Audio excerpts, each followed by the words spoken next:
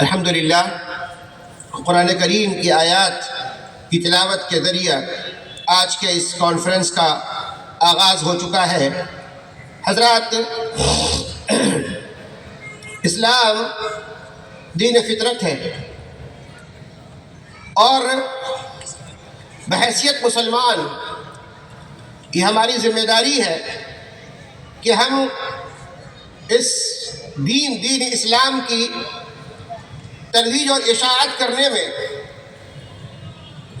اپنی جہاں تک کوشش ہو سکے اس کو اختیار کریں۔ ساتھ ہی ساتھ اسلام کے خلاف جو کچھ بھی سازشیں ہوں دنیا کے مختلف حصوں میں جو پائی جاتی ہے، جہاں بھی ایسی کچھ سازشیں ہمارے سامنے نظر آئے، ہمیں اس کی بےخونی کرنے کی بھی کوشش کرنی چاہیے۔ حضرات گرامی، ہم جانتے ہیں کہ انسانیت قیامت سے قریب تر ہوتی چلی جا رہی ہے، اور قرب قیامت کے جو بہت سارے آثار ہیں، ان آثار میں سے اثر یہ بھی ہے کہ ایسے وقت میں فتنوں کا ظہور ہوگا۔ اللہ کے رسول صلی اللہ علیہ وسلم نے ایسے فتنوں کے وقت میں مسلمانوں کو نصیحت فرمائی ہے۔ صحیح مسلم کی روایت ہے کہ اللہ کے رسول صلی اللہ علیہ وسلم فرماتے ہیں، ایسے فتنوں کے ظاہر ہونے کے وقت میں اپنے اعمال کو کثرت کی اختیار کیا کرو، اور اللہ کے رسول صلی اللہ علیہ وسلم نے ارشاد فرمایا ہے وہ فتنے ایسے ہوں گے کہ ایک آدمی صبح کو مومن ہوگا تو شام کو کافر ہوگا، شام کو مومن ہوگا تو صبح کو کافر ہوگا۔ فتنے اس قدر تیزی کے ساتھ نمودار ہوں گے۔ میرے بھائیوں، بہت سارے فتنے ہیں۔ ایسے فتنوں کے دور میں مسلمانوں کا موقف کیا ہونا چاہیے، ہمارا کردار کیا ہونا چاہیے، اس موضوع پر پرمغز خطاب کو سماعت فرمانے کے لیے میں آپ حضرات کے سامنے دعوت دے رہا ہوں تانتی باغ مسجد اہل حدیث کے امام و خطیب فضیلت الشیخ شعیب الرحمان اسلامی حفظہ اللہ کو۔ آپ اسٹیج پہ تشریف لائیں۔ آپ کا عنوان ہے عصر حاضر کے فتنے اور مسلمانوں کا موقف۔ شیخ شعیب الرحمان اسلامی حفظہ اللہ مائک پر۔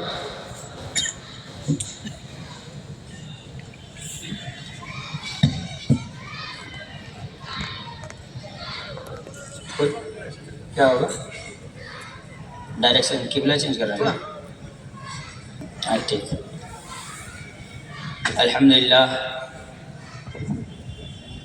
الحمدللہ رب العالمین والعاقبۃ للمتقین والصلاة والسلام علی رسولہ الامین سید الاولین والآخرین نبینا محمد وعلی آلہ وصحبہ ومن تبعهم بإحسان إلى يوم الدين۔ أشهد أن لا إله إلا الله وحده لا شريك له وأشهد أن محمدا عبده ورسوله، أما بعد، أعوذ بالله من الشيطان الرجيم،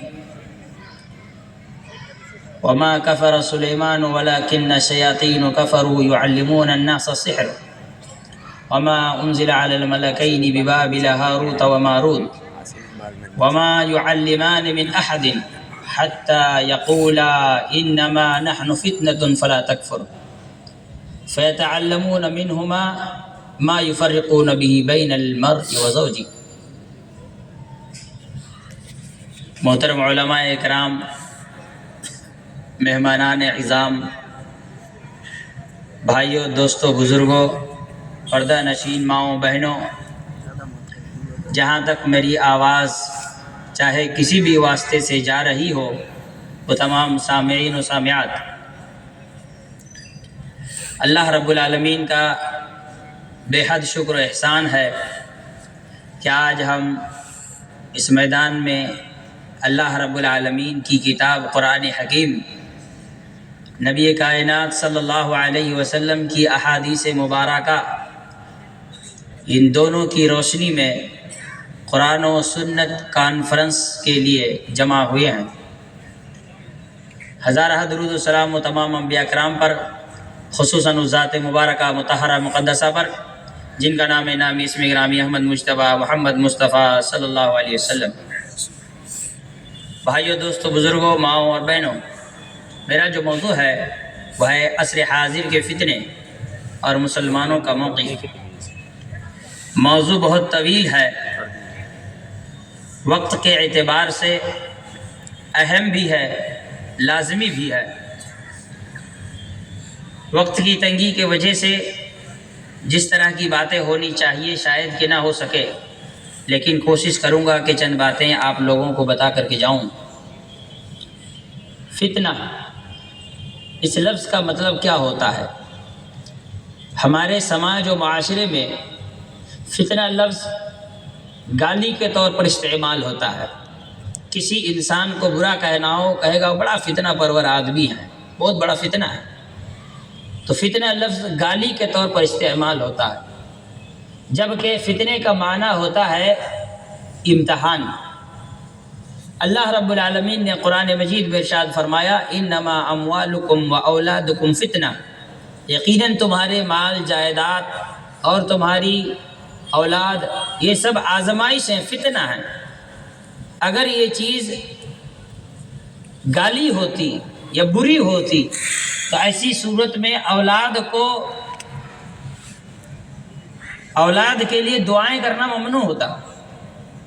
اللہ نے اولاد کو فتنہ کہا، مال کو غنیمت کہا، جبکہ مال اور اولاد دونوں کو قرآن مجید میں فتنہ کہا گیا ہے۔ تو معلوم یہ ہوا کہ فتنہ کوئی گالی نہیں ہے، بلکہ فتنے کا معنی ہوتا ہے ابتلا، آزمائش۔ اور اللہ رب العالمین انسان کو آزماتا ہے۔ وَلَنَبْلُوَنَّكُمْ بِشَيْءٍ مِّنَ الْخَوْفِ وَالْجُوعِ وَنَقْصٍ مِّنَ الْأَمْوَالِ وَالْأَنفُسِ وَالثَّمَرَاتِ وَبَشِّرِ الصَّابِرِينَ، کہ اللہ تعالیٰ آزماتا ہے، کبھی بھوک سے، کبھی ڈر سے، کبھی خوف سے، کبھی افراد کی تنگی کے ذریعے، کبھی مال و دولت کی تنگی کے ذریعے۔ اور اللہ تعالیٰ نے فرمایا کہ صبر کرنے والوں کو بشارت دے دیجیے۔ تو فتنہ، اس کا آنا لازمی ہے۔ کوئی انسان یہ کہے کہ میں فتنوں سے محفوظ ہوں تو ایسا کہنا غلط ہوگا، کیونکہ ہر انسان کی آزمائش ہونی ہے۔ اللہ تعالیٰ نے جتنے بھی حرام چیزوں کو پیدا کیا ہے وہ سب کے سب فتنہ ہے۔ جیسے کہ انسان بکری کھائے، مرغی کھائے، انڈا کھائے، یہ حلال ہے، لیکن کتا، جھنگر، بلی، یہ ساری چیزیں حرام ہیں۔ یہ ساری کی ساری چیزیں فتنہ ہیں، یہ آزمائش کے طور پر اللہ رب العالمین نے پیدا کیا ہے۔ دوسری بات، فتنوں میں مبتلا ہونا یہ انسان کی فطرت ہے، انسان کی عادت ہے، کبھی جان بوجھ کر، کبھی انجانے میں، لیکن انسان فتنوں میں مبتلا ہوتا ہے۔ سلیمان علیہ السلام کا واقعہ بیان کرتے ہوئے قرآن مجید میں اللہ رب العالمین نے بیان کیا کہ اللہ تعالیٰ نے 2 فرشتوں کو دنیا میں لوگوں کے لیے آزمائش کے طور پر بھیجا، جادو کا علم دے کر کے۔ وَمَا يُعَلِّمَانِ حَتَّى يَقُولَا إِنَّمَا نَحْنُ فِتْنَةٌ، اور وہ دونوں کسی کو جادو نہیں سکھاتے تھے، لیکن پہلے یہ کہہ دیتے تھے کہ ہم آزمائش ہیں، ہم فتنہ۔ فَلَا تَكْفُرْ، تم لوگ کفر نہ کرو۔ بتا دیا جاتا تھا کہ یہ فتنہ ہے، یہ آزمائش ہے، جادو مت سیکھو، کفر نہ کرو۔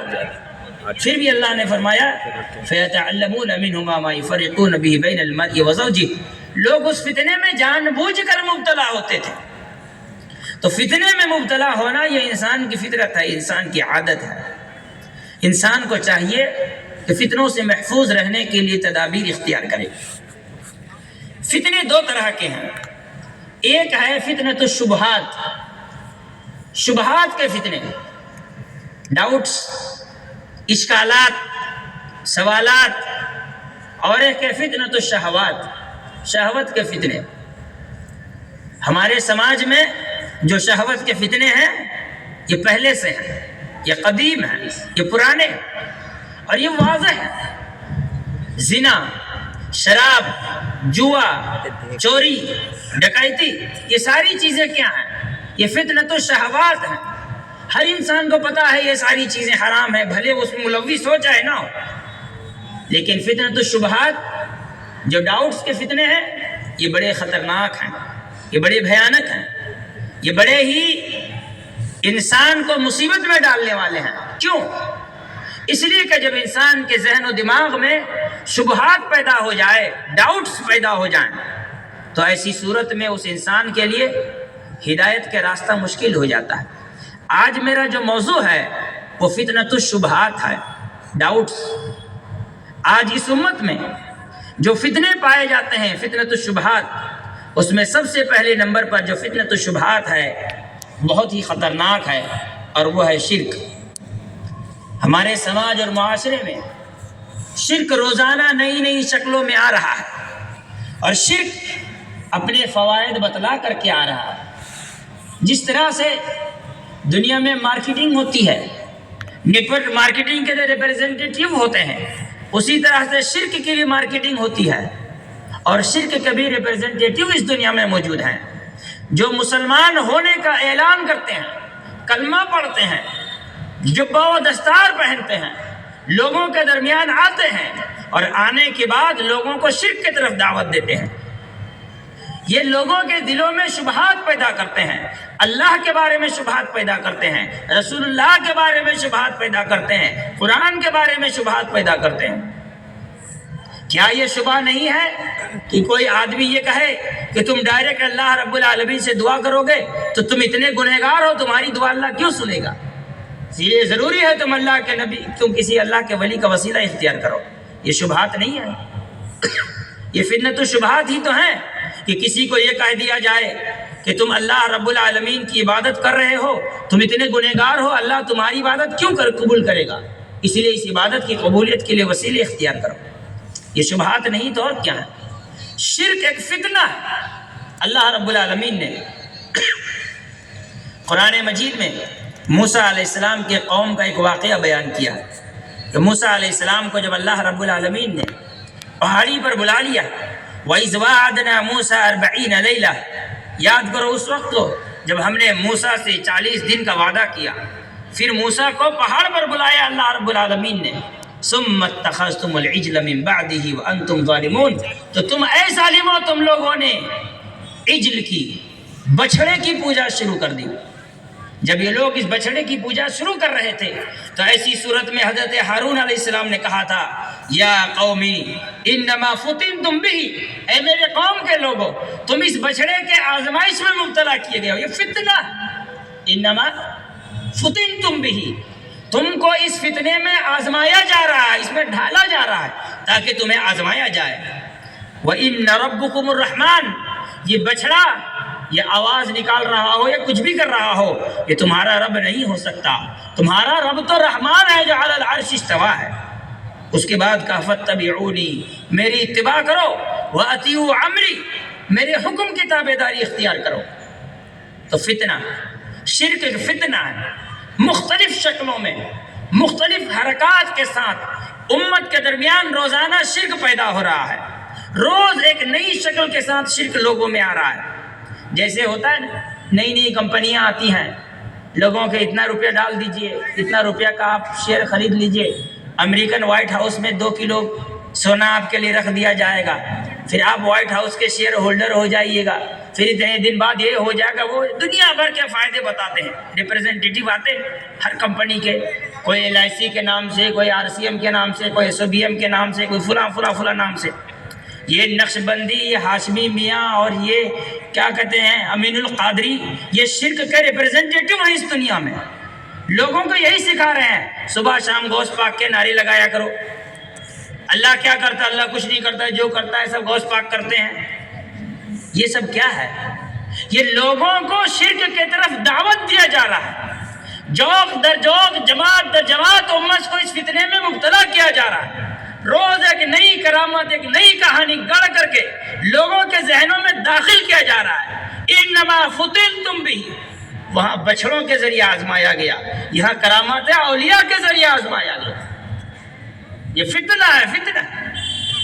لوگ فتنے میں روز بروز مبتلا ہو رہے ہیں، جبکہ قرآن مجید میں اللہ رب العالمین نے بڑے صاف الفاظ میں کہا، انہ من یشرک باللہ، یاد رکھو جو بھی اللہ کے ساتھ شرک کرے گا فقد حرم اللہ علیہ الجنہ، اللہ تعالیٰ اس پر جنت کو حرام قرار دے گا، ومأواہ النار، اس کا ٹھکانہ جہنم ہوگا۔ اللہ نے کیا کہا؟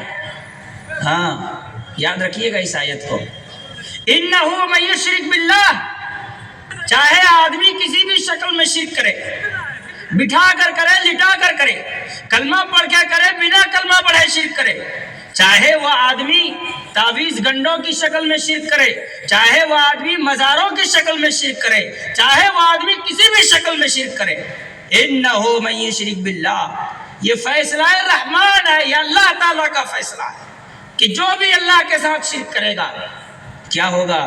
فقد حرم اللہ علیہ الجنہ، ہاں کیا کہا؟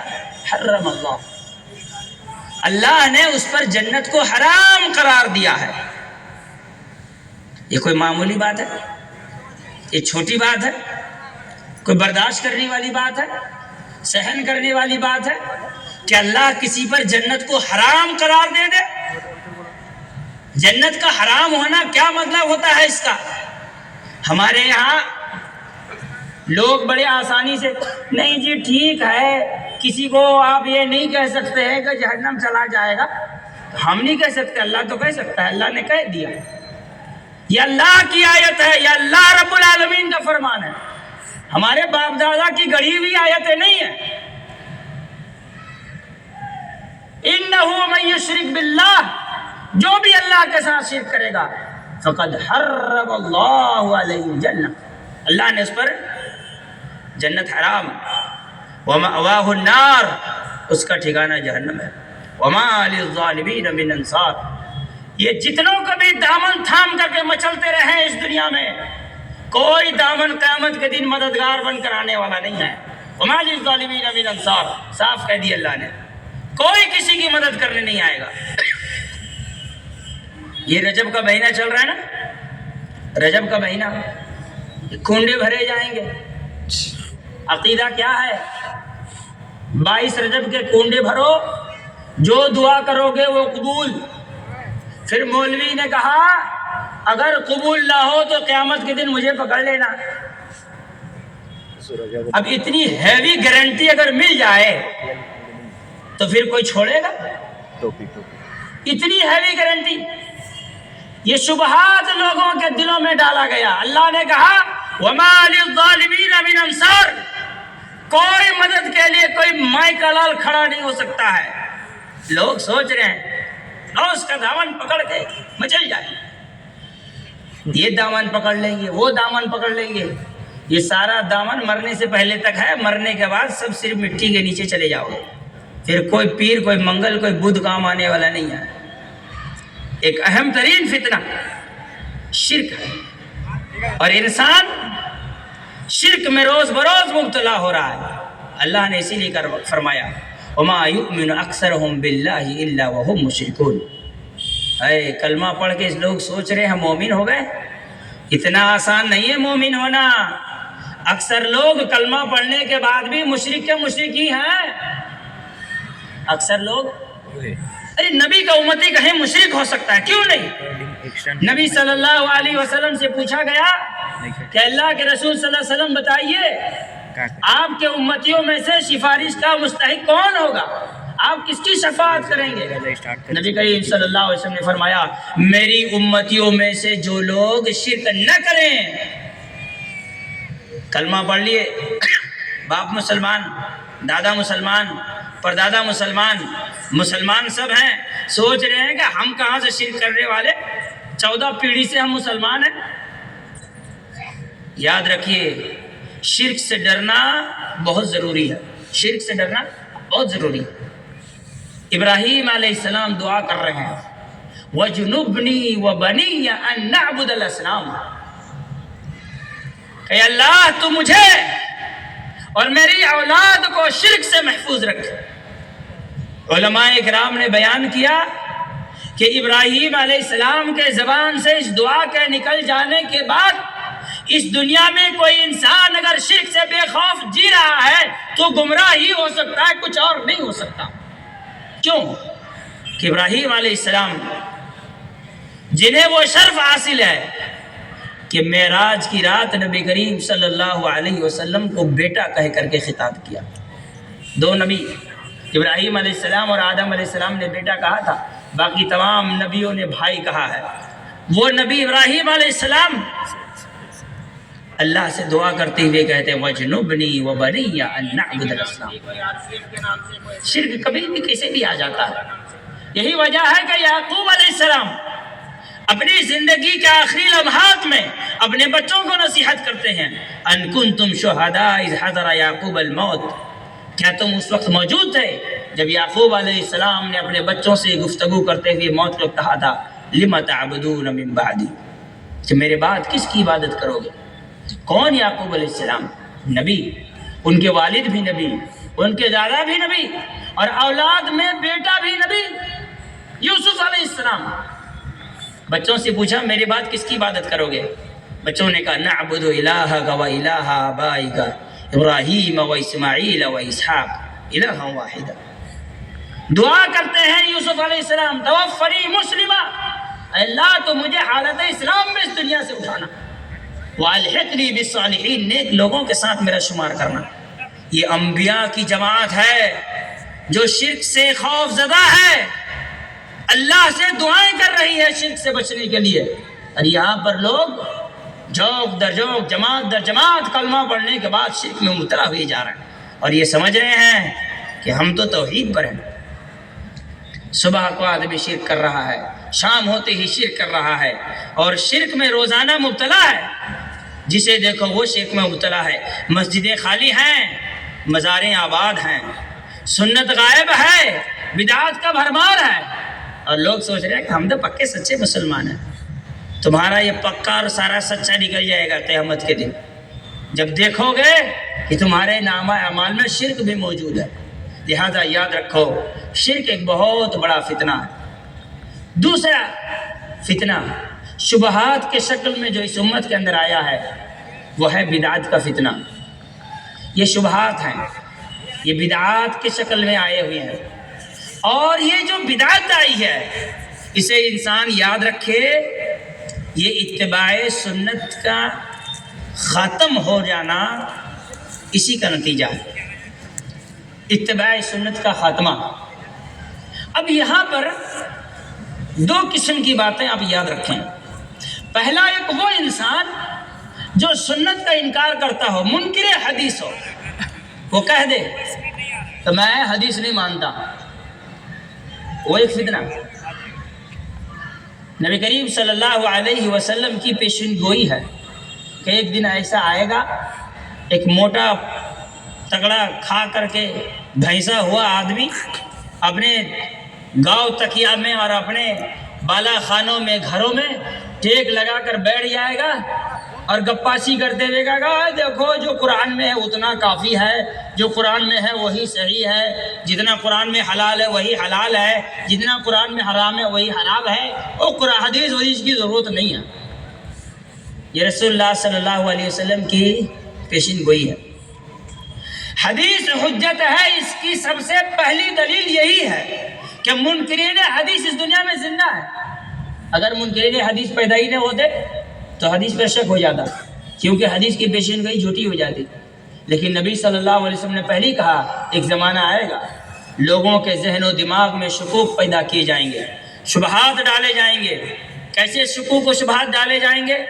دیکھو جی، امام بخاری تو 250 سال بعد پیدا ہوئے، حدیث رسول اللہ صلی اللہ علیہ وسلم کے زمانے سے لے کر امام بخاری تک سب غیر مرتب تھی، کسی کے ذہن میں تھی نہیں تھی، کتنا صحیح ہے کتنا غلط ہے کسی پتا۔ قرآن میں لیکن شک و شبہ نہیں ہے، لہذا قرآن پر عمل کرنے کی ضرورت ہے، حدیث کو چھوڑ دو۔ یہ شبہ پیدا کیا گیا، انکار حدیث ایک فتنہ۔ یہاں ایک اور بات بتا دیں، ہمارے میٹھے میٹھے لوگوں کا واقعہ، بزرگان دین، مفتیان شرع متین، جبہ و دستار کے حاملین، بڑے بڑے القاب کے نیچے دبے ہوئے مرتدین اور مردودین، ان کا حال کیا؟ ان کا حال کیا؟ عجیب، پہلے فقہ لکھی گئی، بعد میں حدیث لکھی گئی، لہذا فقہ مقدم ہے حدیث مؤخر ہے۔ یہ بھی انکار حدیث کا چور دروازہ ہے، یہ چور ہے سب کے سب چور۔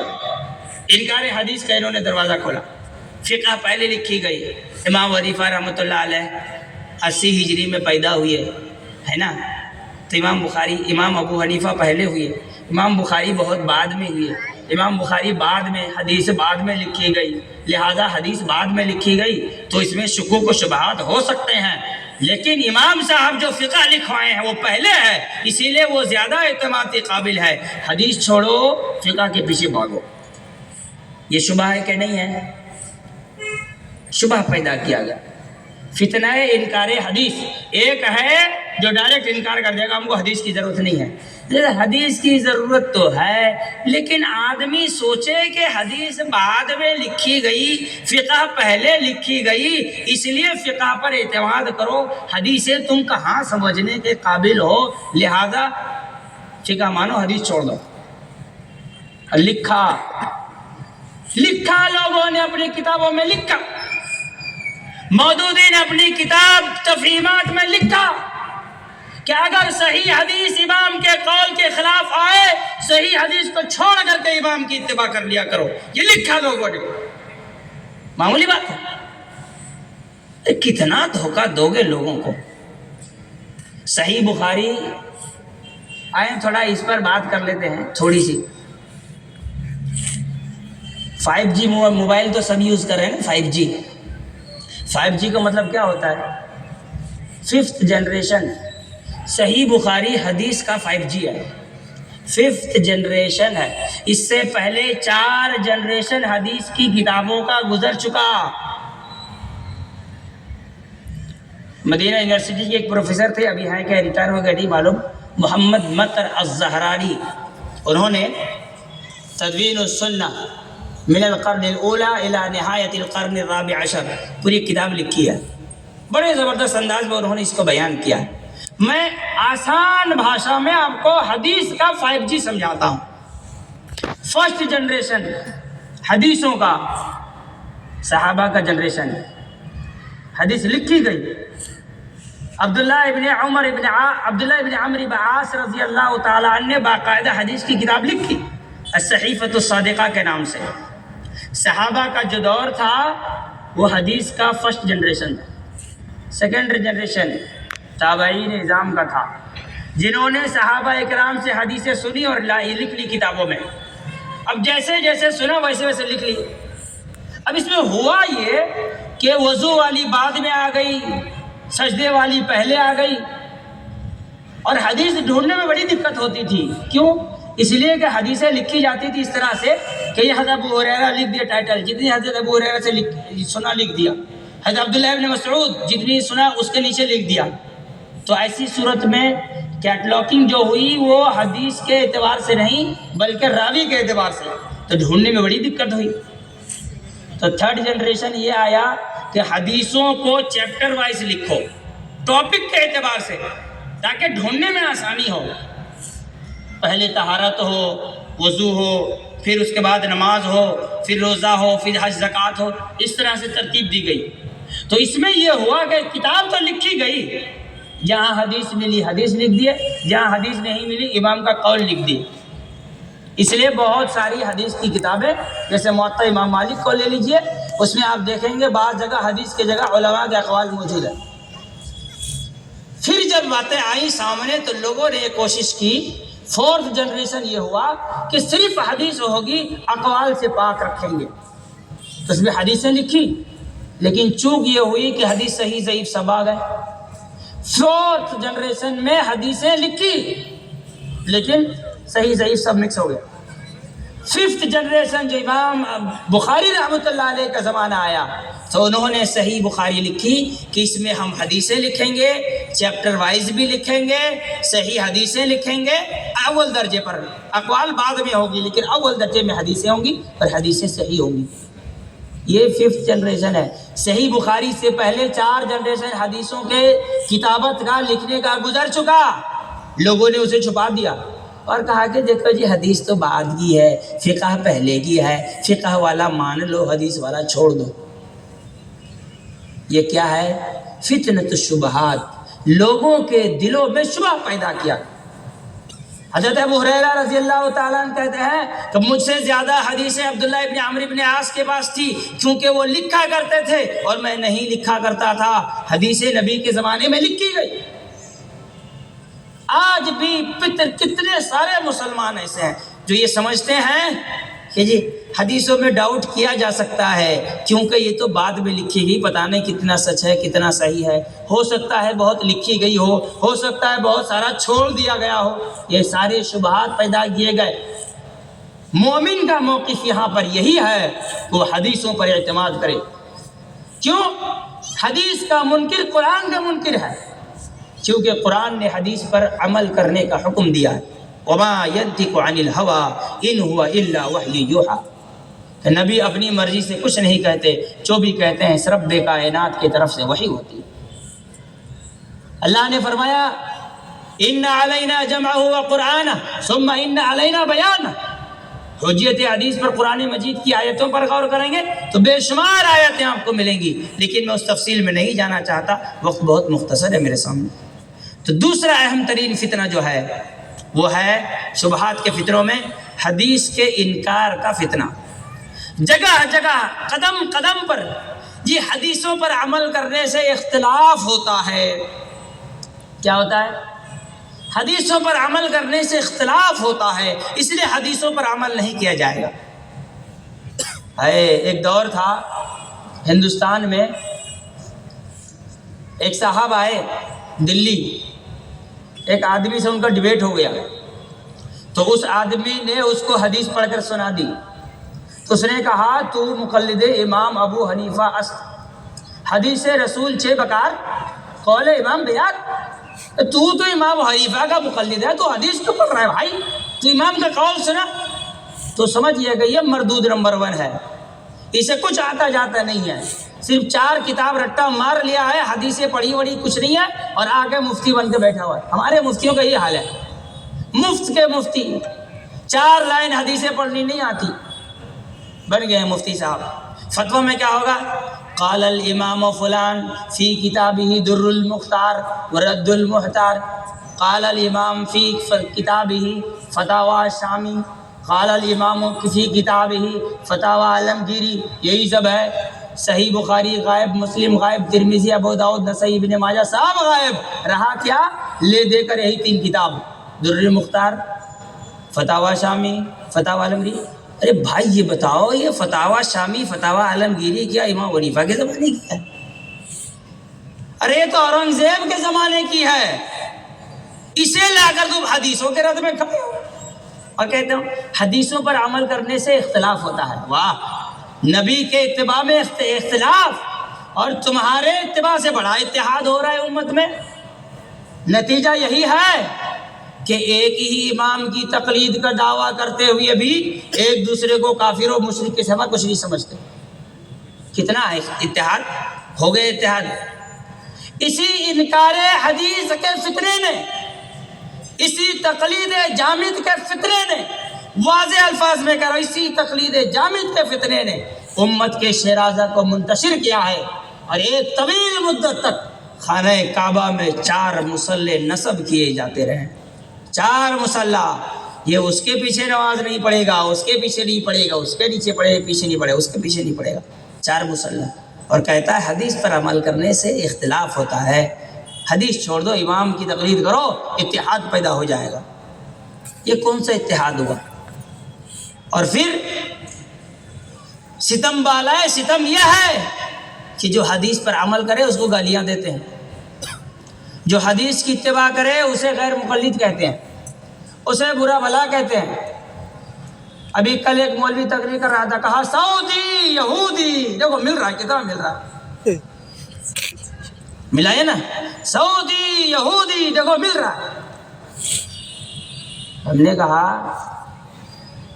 کہ اگر اسی طرح سے ملنے ملانے سے ہی جنت و جہنم کا فیصلہ ہوگا تو تمہارے یہاں نہ جانے کتنے ہم ایسے بنا سکتے ہیں اور لکھ کر کے چھاپ سکتے ہیں کہ تم دنیا میں کسی کو منہ دکھانے کے قابل نہیں رہو گے۔ ہاں، کوئی بٹھا کے پوج رہا ہے، تم لٹا کے پوج رہے ہو، وہ گنگا جل چڑھا رہا ہے، تم کچھ اور چڑھا رہے ہو، وہ گوموتر پی رہا ہے، تم قبروں کی دھوبن چاٹ رہے ہو. وہ کہیں اور جا رہا ہے، تم کہیں اور جا رہے ہو. ان کے بھی کچھ پوتر استھان ہیں، تمہارے بھی کچھ لالچیوں کے استھان بھرے پڑے ہیں. شکوک پیدا کرتے ہو حدیثوں کے خلاف اور گالیاں دیتے ہو اہل حدیثوں کو. ڈنکے کی چوٹ پر بتا کر جا رہا ہوں، یاد رکھنا اس بات کو، دنیا میں اس زمین پر اگر کوئی انسان یہ کہہ سکتا ہے کہ اس کی زندگی میں شرک اور انکار حدیث نہیں ہے، وہ تنہ تنہا جماعت اہل حدیث اس کے سوا کوئی نہیں ہو سکتا. کوئی مائی کا لال دعویٰ کرے، صبح سے شام تک 50 عمل ایسے ہیں جو حدیث کے انکار میں ہے، یا تو تقلید میں ہے یا تو منمانی میں. اور سمجھ رہا ہے کیا سوچ رہا ہے؟ ہم تو جنتی ہیں، ہم تو فلاں ہیں، ہم تو فلاں ہیں. اتنے آسانی سے اللہ جنت دینے والا نہیں ہے، اتنے آسانی سے اللہ تعالیٰ جنت دینے والا نہیں. یہ ہو گئے دو فتنہ.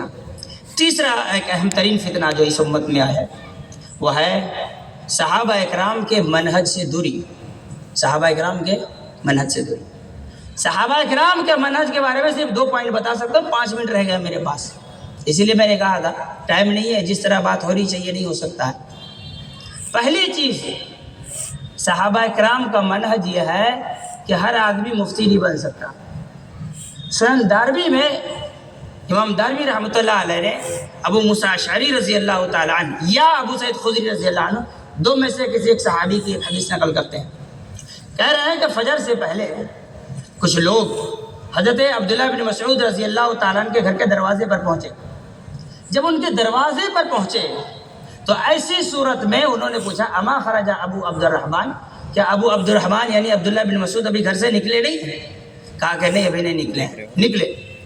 تو حضرت ابو سعید خدری رضی اللہ تعالیٰ نے کہا کہ میں نے مسجد میں ابھی کچھ اجنبی چیز دیکھا ہے. تو کہا کیا دیکھا؟ کہا چل کے دیکھیے. پھر بتایا کہ لوگ حلقہ بنا کر کے بیٹھے ہوئے ہیں، سرکل بنا کر کے، ہاتھ میں پتھر لیے ہوئے ہیں، اور کیا کہہ رہے ہیں؟ کبروا میتن، 100 مرتبہ اللہ اکبر کہو. سب گن رہے ہیں اللہ اکبر اللہ اکبر اللہ اکبر اللہ اکبر.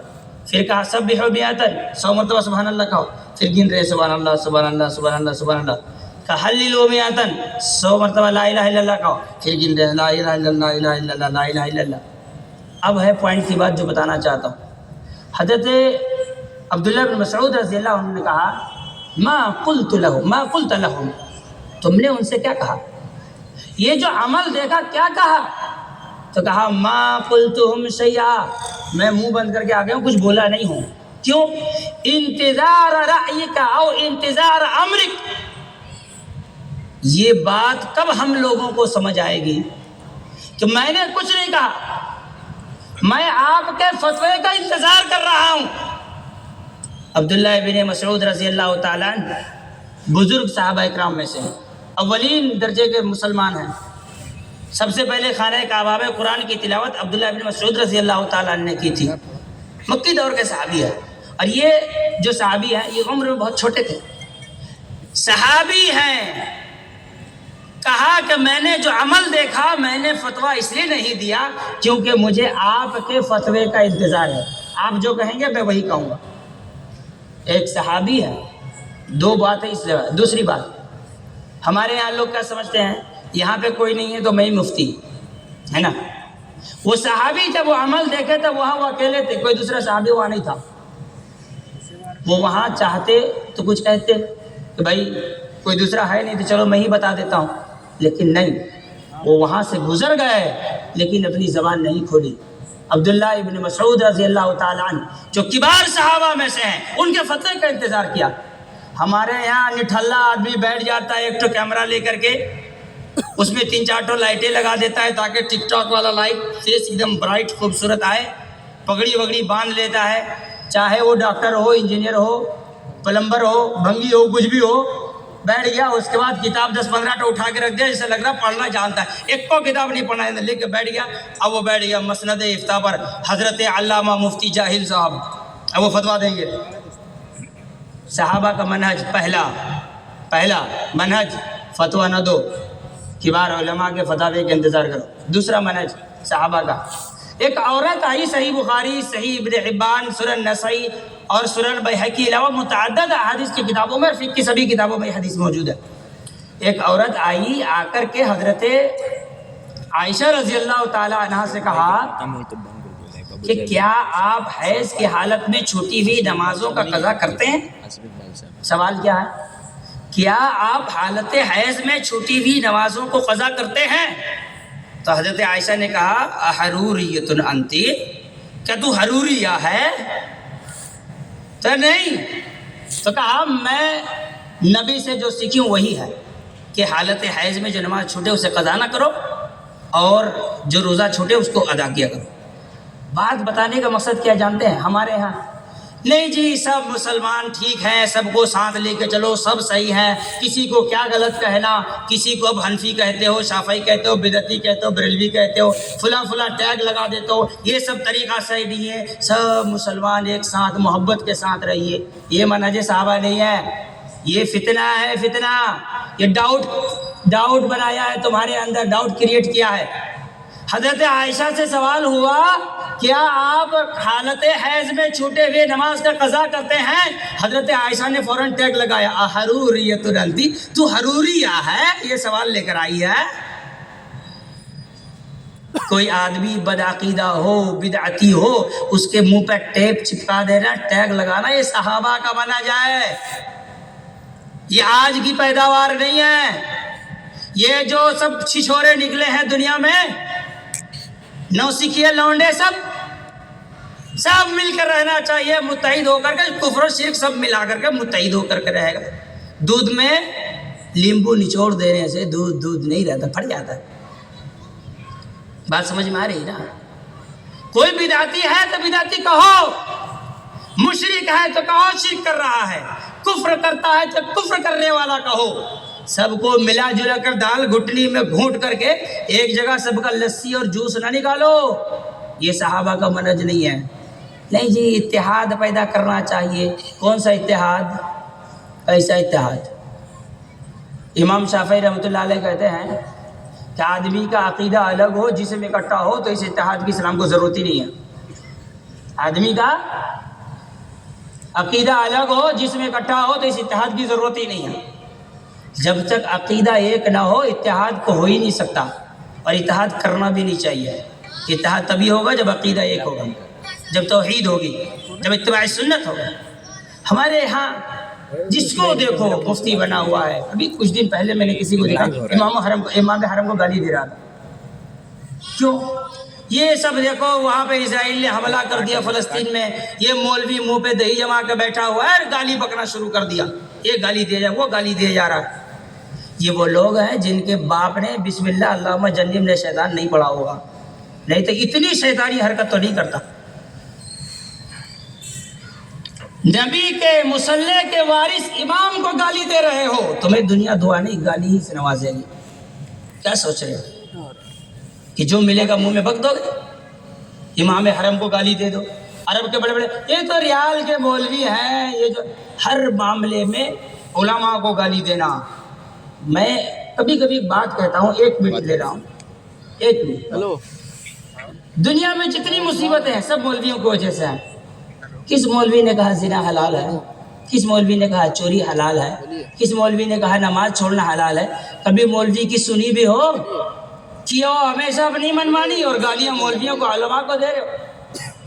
یہ بات یاد رکھو, آخری میں بتا رہا ہوں. امام عبداللہ ابن مبارک رحمۃ اللہ علیہ نے کہا تھا الاسناد من الدین. سند جو ہے نا, جو علماء سے لی جاتی ہے پڑھ کر کے مدرسوں میں, یہ دین کا حصہ ہے. لولا الاسناد, اگر سندیں نہیں ہوں گی, لقال من شاء وما شاء, تو جس کا جو منہ میں آئے گا بکتا ہوا چلا جائے گا. لہذا فتنے کے ماحول میں, میں فتنہ لفظ میں آخر میں بتا, ابھی کچھ دن پہلے امام حرم سے شدیش کا ایک ویڈیو وائرل ہوا. انہوں نے فلسطین کے معاملے میں کہا کہ علماء کی رہنمائی لو, اپنے سے کچھ نہ کرو, یہ ایک فتنہ ہے. لوگوں نے کہا گالی دیا. میں گالی نہیں دیا, مسئلے کی سنگینی سمجھائی گئی. فتنہ ہے, یہ آزمائش ہے.